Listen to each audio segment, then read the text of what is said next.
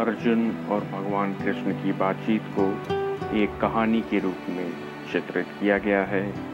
धृतराष्ट्र, जो कि कौरवों के पिता और हस्तिनापुर के अंधे राजा, और उनके सलाहकार संजय, जो कि पांडवों के युद्ध जीतने के बाद राजा को उपरोक्त बातचीत का चित्रण करते हैं।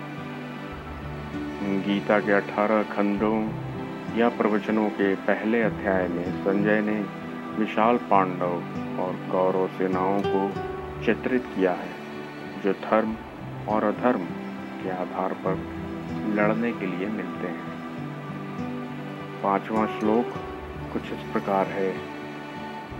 धृष्टकेतुश्च केतान, काशीराजश्च वीरवान, पुरुजित कुंतीभोजश्च शैब्यश्च नरपुंगवः। अर्थात इनके साथ ही धृष्टकेतु, चेकितान, काशीराज, पुरुजित, कुंतीभोज तथा शैव्य जैसे महान शक्तिशाली और बलशाली योद्धा भी हैं। अगर इसका अर्थ निकाला जाए तो यह समझ में आता है कि द्रोणाचार्य के मन में पांडवों के प्रति बैर भाव पैदा करने और युद्ध के लिए उत्साहित करने के लिए दुर्योधन ने पांडव सेना का गुण बताया।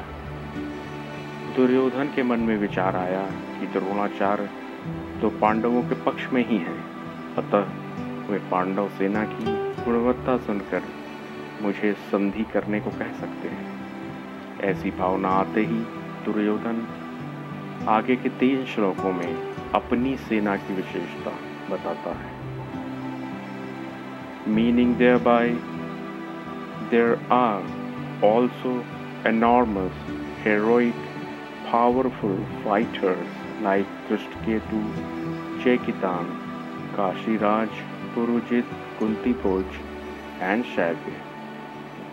Arjun and Krishna's conversation is portrayed in form of a story. Sanjay, an advisor to Dhritarashtra, the Kauravas' father and the blind king of Hastinapur, reports the aforesaid conversation to the king after the Pandavas have already won the war.